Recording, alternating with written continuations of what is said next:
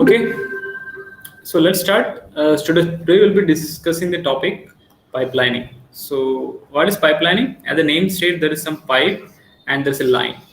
So, pipelining means something is going through a pipe in line by line. Say one, two, three, so different blocks. So, what pipe is converted to different block: first block, second block, third block, fourth block, something like this. So, let's see what is pipelining. This is very important concept to improve the performance. So, what is performance? Like the time required to complete the execution of a program or a set of instructions. That is the um, performance. If you increase the performance, means you reduce the time of execution.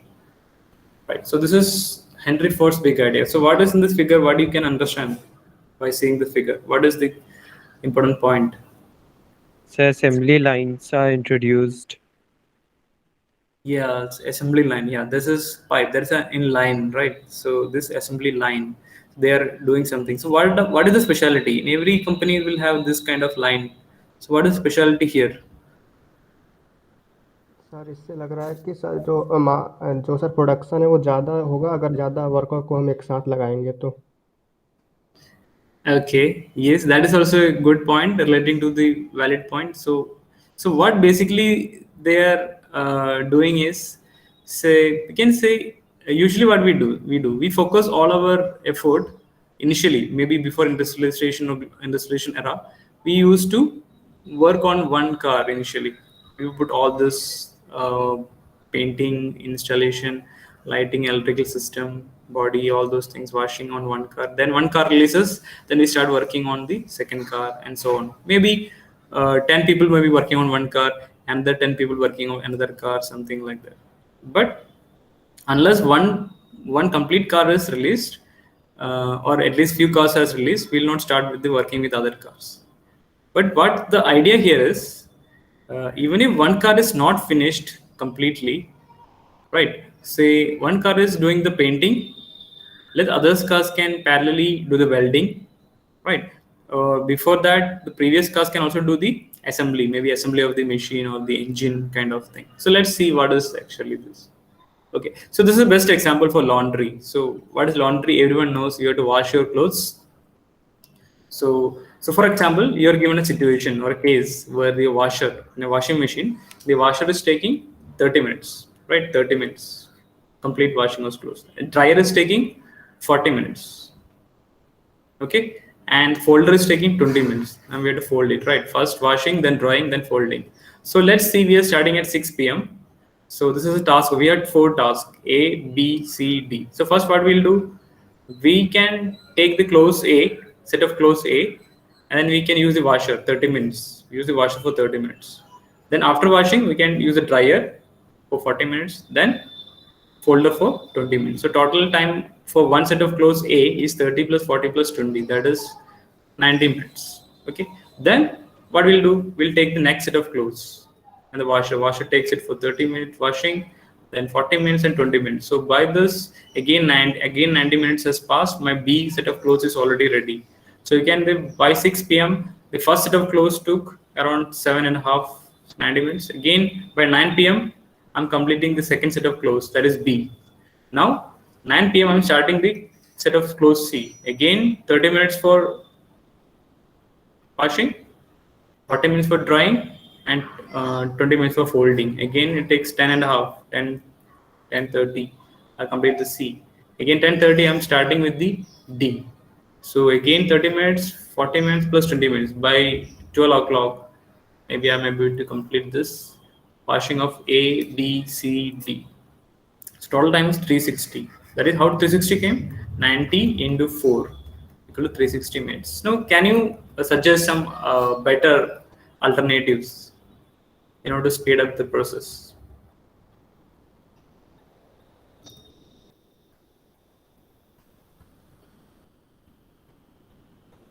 Okay, can you suggest some ideas for that so that I can be, I can improve the performance. That means I can complete the execution of all this A, B, C, D set of flows here. Actually, this stands for instructions. There is instructions instruction A, instruction B, instruction C, instruction D, or maybe set of programs or what a set of programs or benchmark programs, problems or something.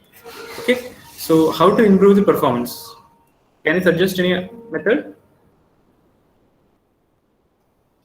That means I need to reduce the total time required for this complete washing of A, B, C, D set of clothes.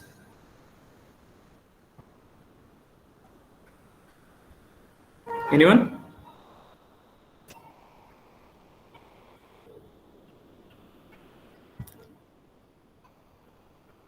So the main thing you can note here is when after washing, like washer taking 30 minutes, my dryer is taking 40 minutes. When I'm drying the clothes for 40 minutes, I'm drying the clothes. You can see washer is empty, right? The washer is empty at that time, and same time your dryer or the folder is also empty, but we cannot do anything because we are not completed the drying. So anyway, while washer is washing the clothes, you can see the dryer and folder is not doing any work. Same time when the dryer is drying the clothes, set of clothes A, your washer is not doing anything. So what if we can utilize the washer? If while drying set of clothes A, why can't I wash the set of clothes B parallelly? Will it utilize my washer?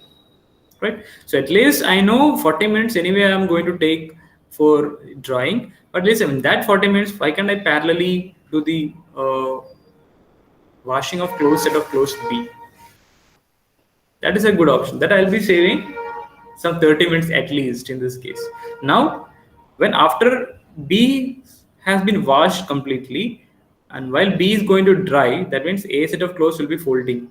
A set of clothes while folding, my B will be washing. So B will be drying. The B set of clothes will be drying. At that time, again, my washer is empty. So my C set of clothes can go for washing. Yes.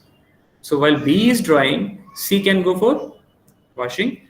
Same time A will be doing the folding like this.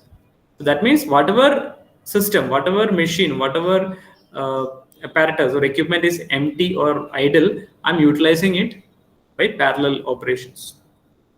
Right? Although it is maybe a bit difficult for me to manage all those things parallelly, but if I'm able to do it, maybe proper synchronization, it'll definitely going to save my time. So who can tell me how much time it will take if I'm able to do this thing? That means while drying A, I'm washing B, right? And when the B is being dried, I'm washing C. While C is being dried, I'm washing D. Likewise. So how much time I'll be saving? Can you calculate?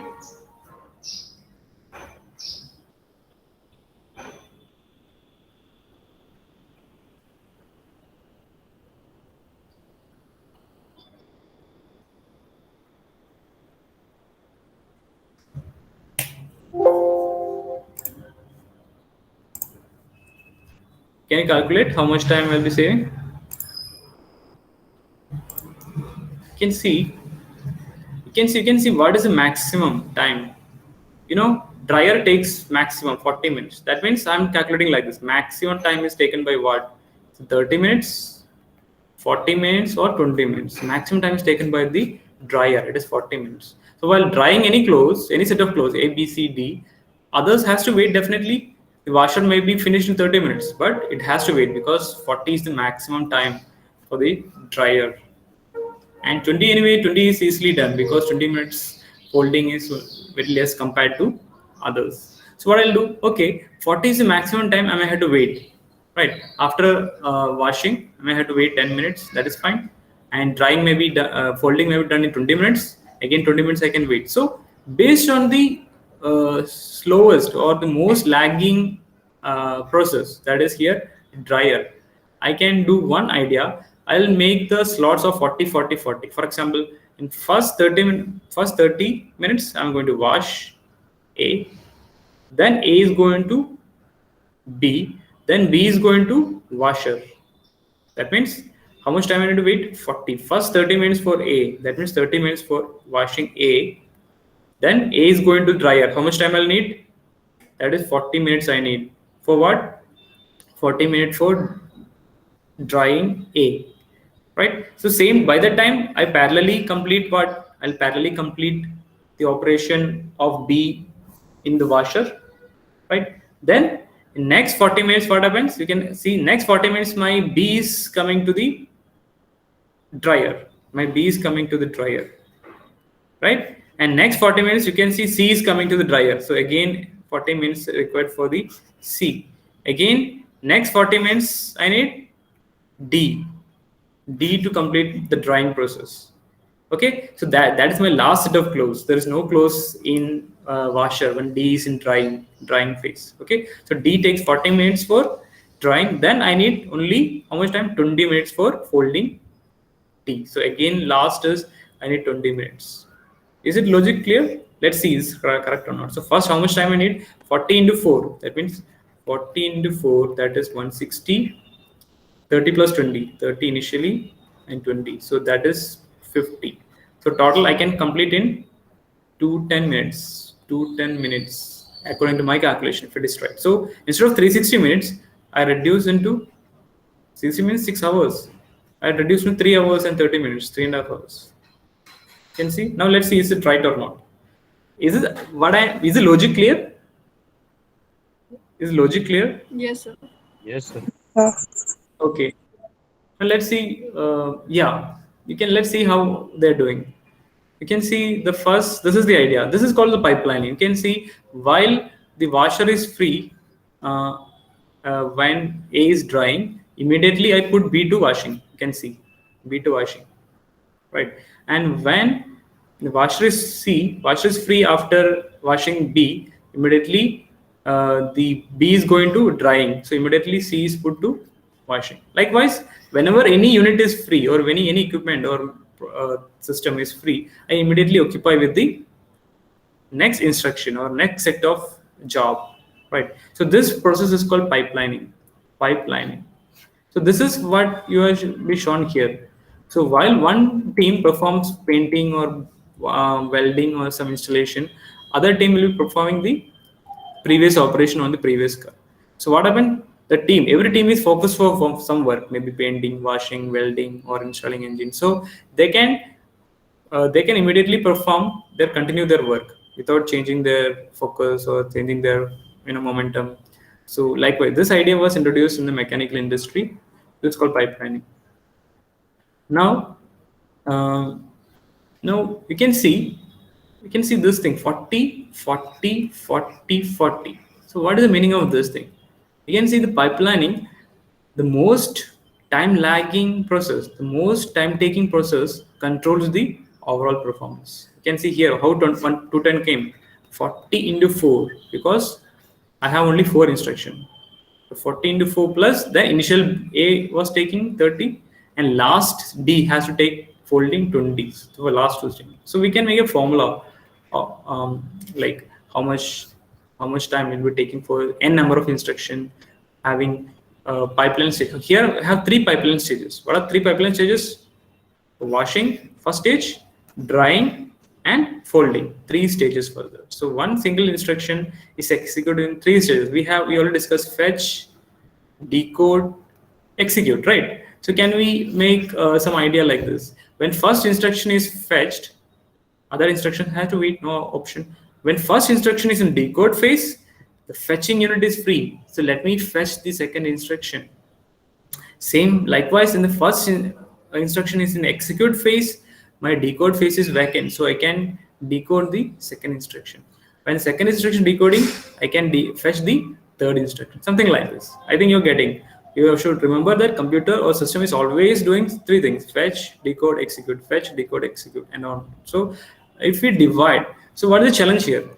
The challenging point here is we had to segregate the different processing or processing units.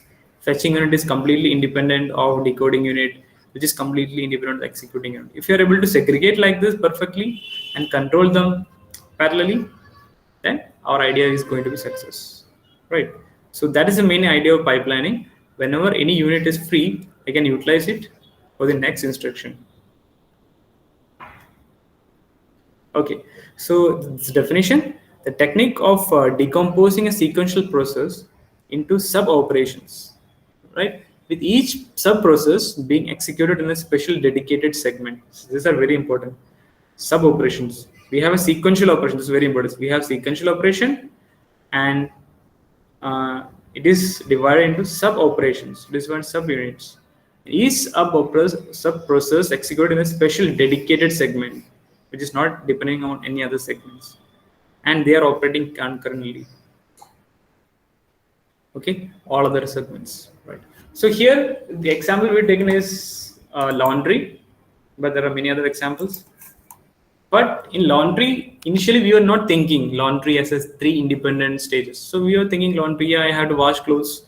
I use one washing machine for all those things. So the simple process of laundry or washing the clothes, simple process of washing the clothes, if we nicely analyze it, we understood that, okay, we have 3 processes. We have a set of clothes here. First, this has to be washed using the same machine. Again, it has to be dried. Maybe we have different units. Maybe we have the same unit. Maybe initially we had the same machine for washing, drying.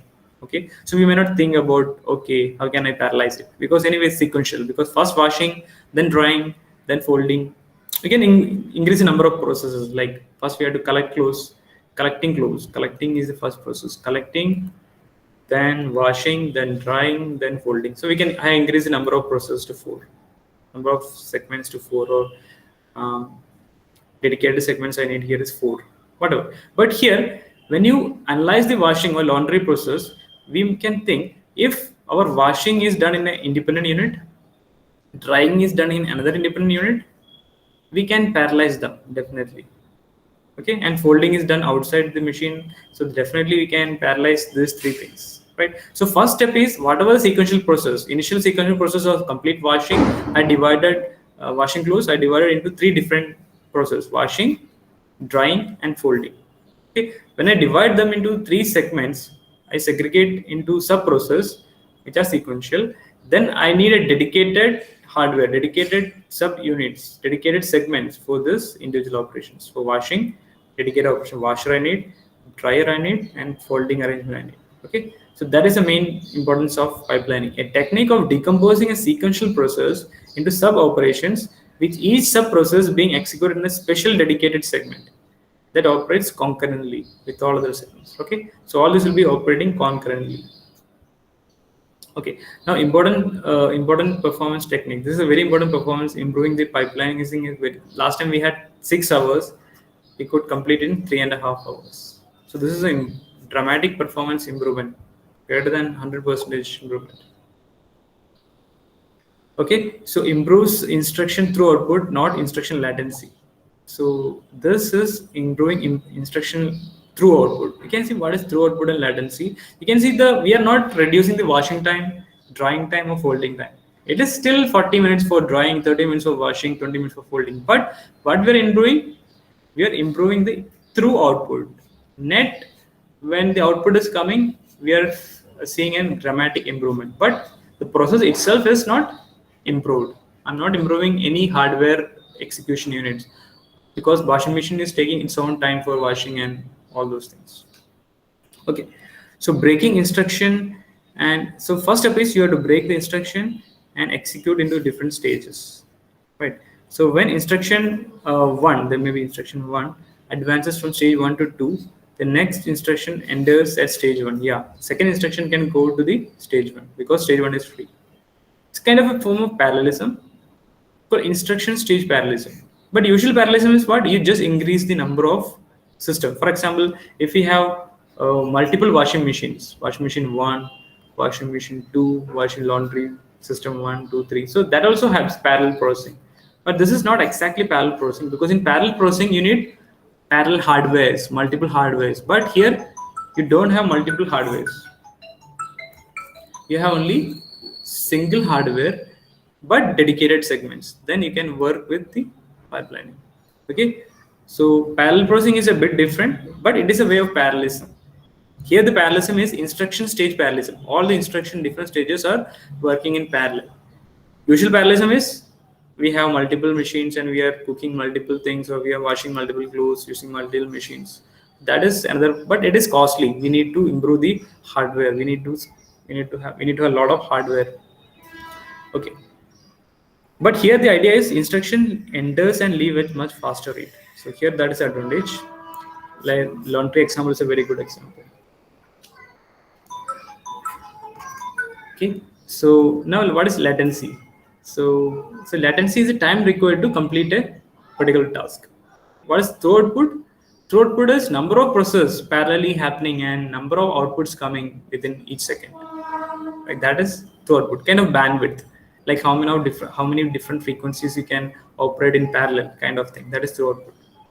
Okay, the number of tasks in a fixed time, and in fixed time how much output you can give. Now, what is the difference between these two things? So how it is different? Exploit parallelism. Yes, throughput or pipelining exploit parallelism and not latency. We are not changing the latency. For cooking bread, we are still taking the same time, but we are increasing number of. We are not increasing number of kitchens. That is in parallelism. We are increasing number of kitchens or number of washing machines. But here we are exploiting the parallelism of different operations. For example, heating, we have one unit. Drying, we have another unit. Maybe mixing, we have another unit, mixer grinder kind of thing. So that is happens in kitchen also. Okay, so we have to understand the difference between latency and throughput. So choose definition of performance that matches your goals. Yeah, so it depends. Different applications have different performance goals. Some may be focusing on latency, some may be throughput, etc. So here's another analogy. So you can read this analogy.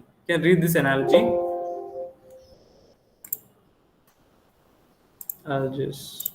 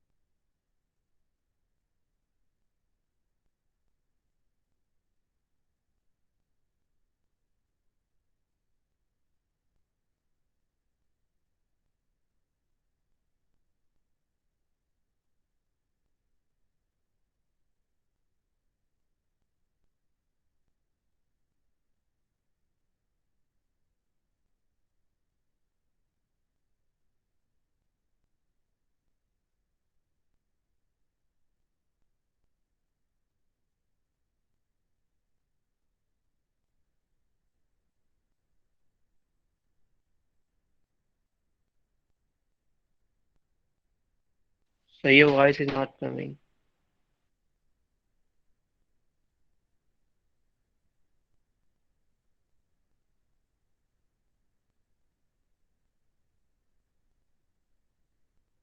Yes, you were telling something. Yeah, have you read this thing? Say for example, to move 10 miles, move people 10 miles, there are different options. We have car, bus. Car capacity is 5 only, but speed is very high.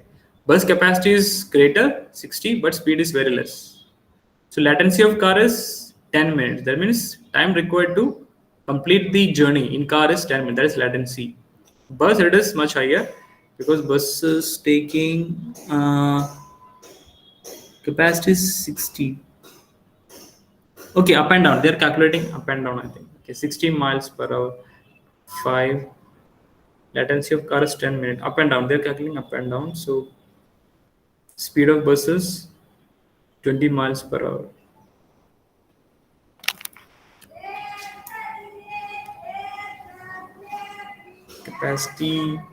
Capacity have 5 people can travel in car. Speed is 60 miles per hour. So you have to move 10. Yeah, we have to. The question is to move people 10 miles. Okay, move people 10 miles. That is the thing. Okay. Here the unit equation should note the unit pph, peoples per hour, people per hour. Bus also 60 people per hour. So let's let and see how it got 10 minutes. Can anyone explain?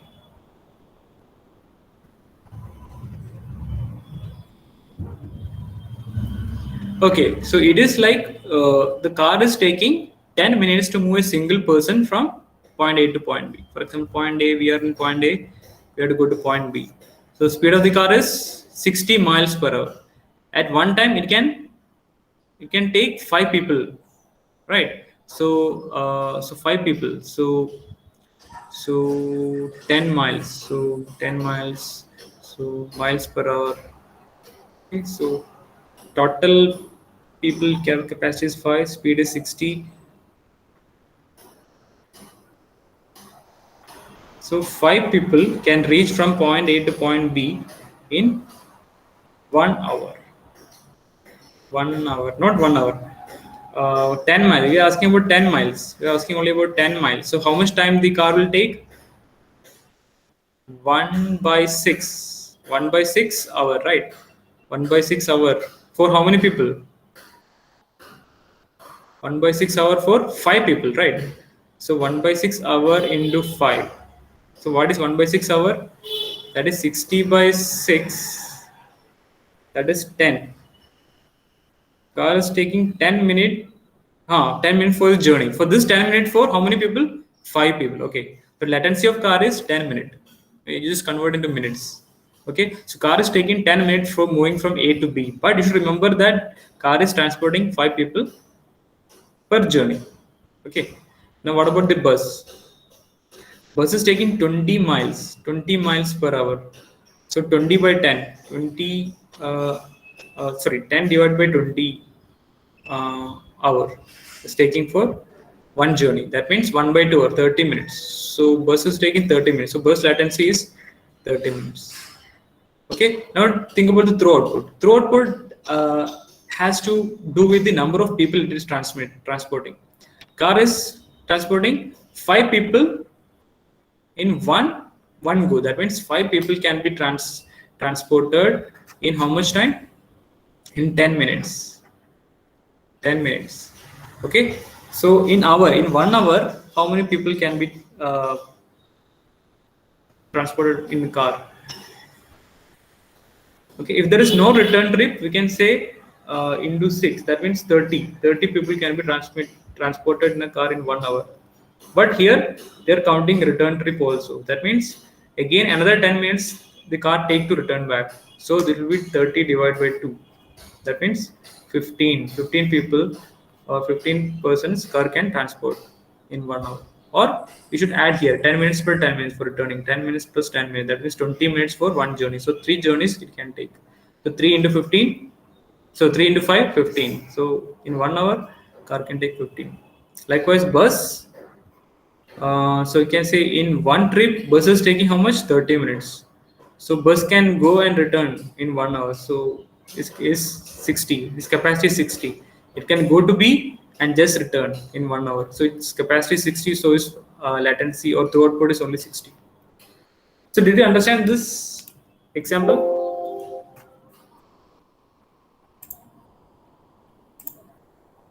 Did you understand this example? Yes, sir. Okay, so main thing is you not only importance is how much time it is taking from moving for going from A to B. It's also counting how many people it can transfer in one time. Okay, that is all about through output. Through output is number of instructions you're completing in this much time. It's not about how much time you want to execute one instruction. Maybe it is executing, fetching, decoding, whatever. It's not much importance on that for through output. Through output is how much net instructions you're executing. Right? You maybe have internal parallelism. So pipelining is helping in instruction level parallelism. Right? So that is ultimately. So you should know the difference between latency and through output. Okay, you can go through this. I may not have explained properly. You can go through it and understand this example. Now this is ultimately what is the meaning of pipelining. We have big sequential process. This is sequential process. This sequential process I'm dividing into 5 different 1, 2, 3, 4, 5. This is first process, second, third, fourth, 5. So a big chunk of sequential process I am dividing into segments. How many segments? 5 segments. Right. So in between each of the 5 segments, I'm adding a register or a flip flop or a timing circuit. Right. So why this is important? Well, let's see. So all this big sequential is referring to combinational unit. So this combinational unit I'm dividing into 5 different units, and we have 4 different registers are kept in between this sequential process. Now these registers are important because they'll be coordinating. They'll be coordinating the border. Like after washing, the clothes has to store somewhere. Then when dryer is free, I should take this clothes from the wash or the in between area to the dryer. Same time, after drying, the clothes has to be stored somewhere before folding. So this in between area is the pipeline register. We call registers or pipeline registers. They are very important not only for storing, they are for coordinating. The clock will be going to the sequential. They are sequential logic registers. Other in between the blue is combination logic. These are combination logic. Okay. So here we are not trying to optimize the combination logic time. We are trying to parallel process the combination. Initially, we had to do only one process. This whole thing was happening combinationally. So it was taking 1 nanoseconds. So instead of 1 nanosecond, we divided into 200 picoseconds. 200 picoseconds of 5 different combinations. Ideally, this is possible because 200 picosecond into 5 different units is 1 nanosecond. Right. So ideally, this is possible. Practically, this may be difficult, but for 1 nanosecond is divided into 200 picoseconds segments of 5 such segments. Right. In between, we added registers, which are called pipeline registers, which we need to give the clocking, and we need some extra memory storage facility for storing the in between results. Okay. So yeah, repeated computation is faster. So that is our idea here. We have divided this 1 nanosecond into 5 different units of 200 picoseconds. So here the advantage is one operation is finished every 200 picoseconds. That is the main advantage here. Initially, one operation is completed in 1 nanosecond. So one instruction is completed on one instruction is processed complete only after 1 nanosecond. But here, every 200 picoseconds, one in between instruction processing has been done. Maybe it may be a subunit or sub-segment or sub-process, but it is at least our clocking, our timing has been improved. Right, segment is doing much faster than the complete 1 nanosecond. So the frequency improvement is how much? 1 nanosecond divided by 200 picoseconds. So the improvement is 1 nano by 200, definitely 5 times. That means 500% improvement. 500% improvement in performance. Okay, this is 5 times. That means performance is 1 by time of execution. That means, yeah, let's consider this number of times I'm improving the performance. Okay, so 500 times I'm reduce the time of operation. So performance, I think performance is 1 by time of execution. So time of execution. Okay, so pipelining improves the throughput, but not latency. Answer is available. Your output is available every 200 picoseconds, but a single computation takes 1 nanoseconds. So what are the complications of pipelining? Limitations of pipelining? Yeah, first of all, we should have the possibility of dividing the sequential process. Some process may not be able to divide like into segments. There may be a complete chunk, right? So computation must be divisible into single stage, maybe 4 or 3 or 2 stage. And we will be adding pipeline registers. They are to extra hardware. They add overhead. And power dissipation definitely increases because we have more registers, more clocking, more control logic. And area also increases definitely, and control unit is becoming complicated. So these are natural challenges when we do pipelining. Definitely control unit is going to be complicated. More synchronization is required, more coordination, clocking. Definitely more registers, area increases, power dissipation increases, definitely. More registers, pipeline registers are required. And ultimately, we have to study the process. Can it be divided into simple stages? That's an ultimate question. Okay, so we'll take some example. This example from next class. We can brush up these things. So we can go through this example, and some numerical things we'll discuss in next class. So there are simple numericals. Only thing is the concept is clear. You can understand numericals, and there's some simple formulas. Even without knowing the formulas, you can logically complete the problems. But it'll be much easier if you know the formulas also. Okay, so I'll just give you what is pipelining in brief. So this is the initial. This is some hardware data path. Initial, the fetching phase is done, then decoding, then executing, then write back. So this is something like this is the pipelining happening. The next instruction is coming like that. Okay. So that's from my part. In doubts, you can ask.